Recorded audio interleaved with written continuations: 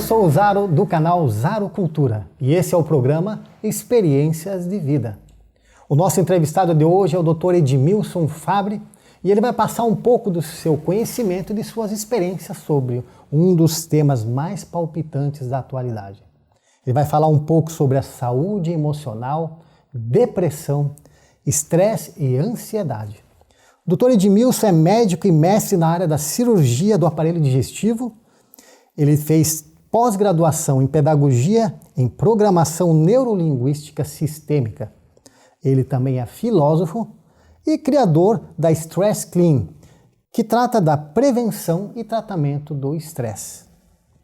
Tudo bom, Edmilson? Como vai? Tudo bem, Zaro. Obrigado pelo convite de estar aqui, viu? É um prazer imenso ter você aqui e gostaria de passar um pouco do teu conhecimento sobre essa área que é tão importante.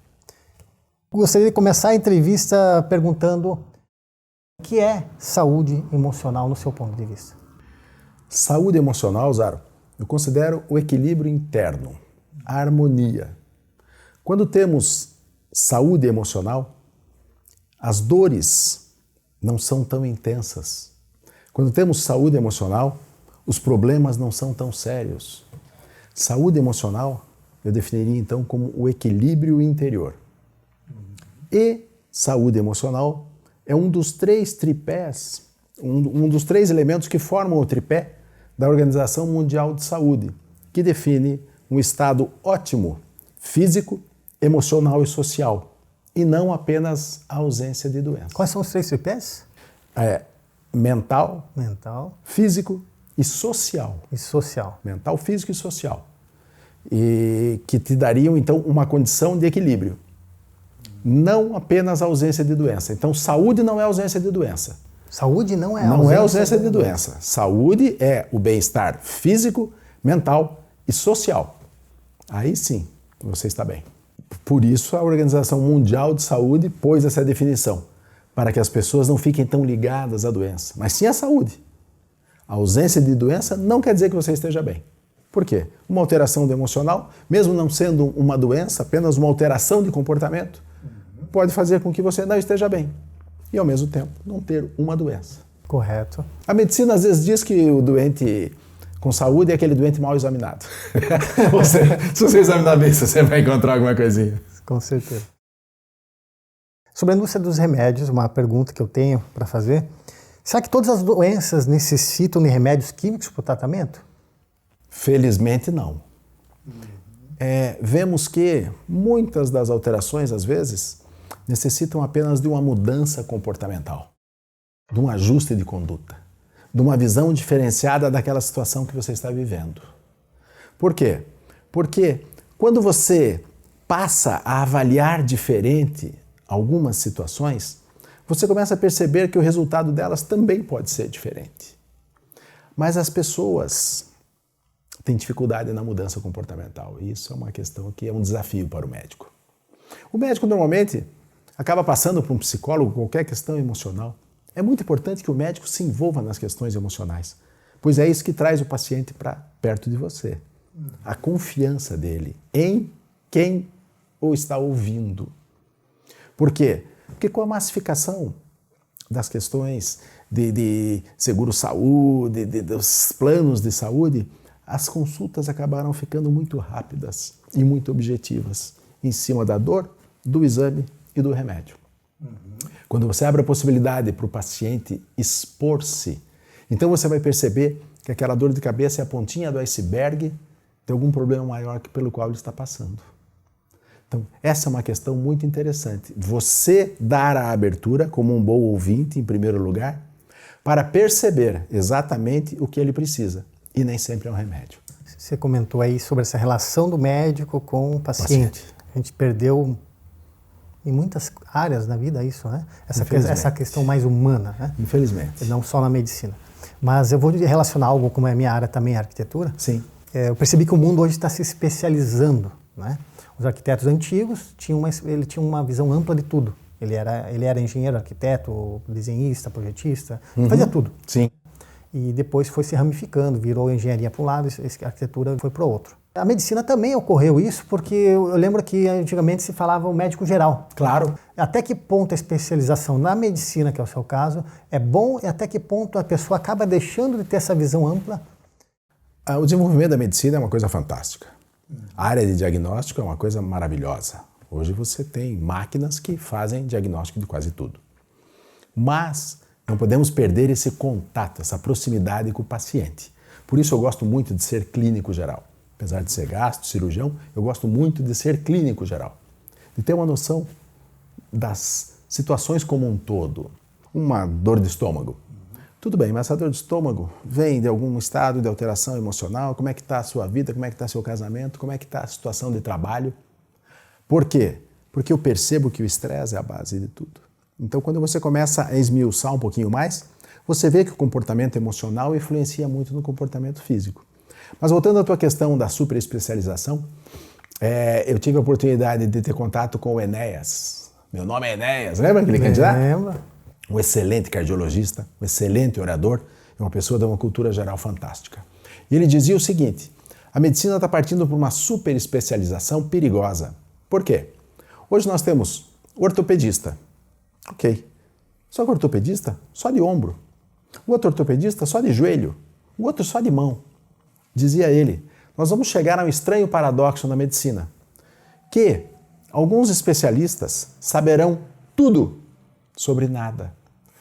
Tão pequena será a sua área de atuação. Então não basta ser cirurgião de mão, eu vou ser cirurgião de polegar. Mas não polegar os dois, polegar da mão direita. Não. Então eu vou saber tudo sobre o polegar. Só que isso é tão pequeno que eu vou saber tudo sobre nada. Esse é o perigo. Porque daí perdemos um pouco do todo do paciente. Correto. Claro que algumas especialidades, eu vou com uma fratura de dedo, não precisamos ficar falando muito sobre a tua vida pessoal. Mas existem outras situações em que o médico perde a oportunidade de fazer um bom diagnóstico ou de ajudar de uma maneira paralela ouvindo. Então, no meu entender, você é a favor a uma medicina mais ampla. Eu gosto desse lado holístico que a medicina hoje busca. Nós estamos retornando às nossas origens.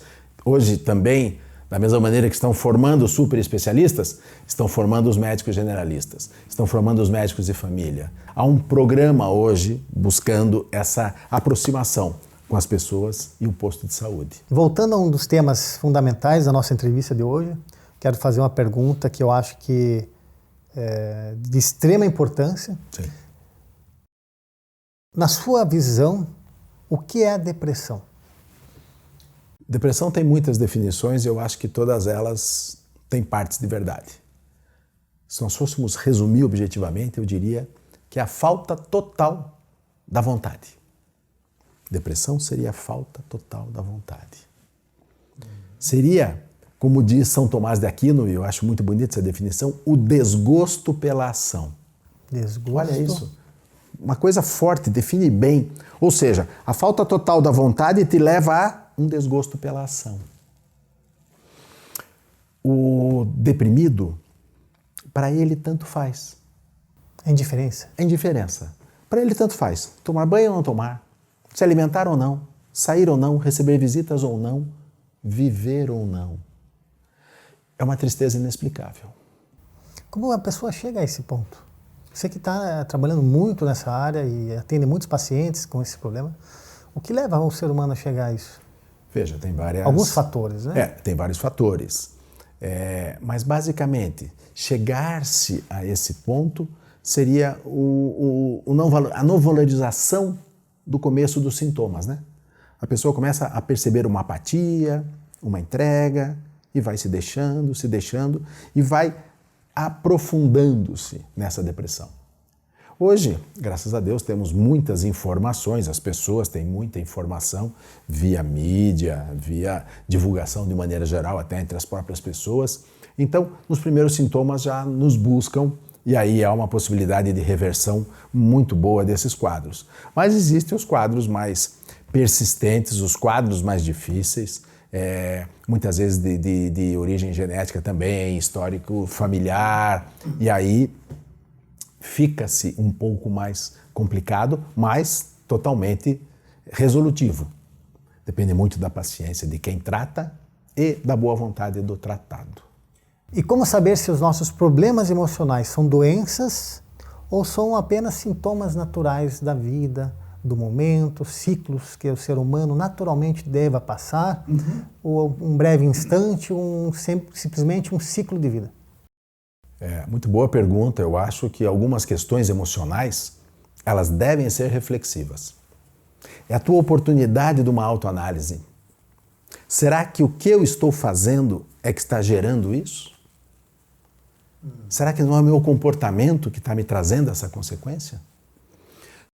Essa questão de avaliação é fundamental. Porque senão tudo vira doença, tudo vira remédio. E aí vira frustração. Porque não é um tratamento bem feito, não é um resultado bom. Por quê? Porque você perdeu uma grande oportunidade de avaliar aquele momento da tua vida e implementar mudanças que trarão bons resultados. É muito importante o aspecto da reflexão. Estamos vivendo numa aceleração da vida que muitas vezes não nos permite parar e refletir. Estamos vivendo num mundo de pressa, em que tudo tem que ser muito rápido. É o celular que toca, é uma mensagem que chega que eu já quero responder. Esse movimento acelerado faz com que percamos muitas vezes a possibilidade de não fazermos nada, pararmos e contemplarmos.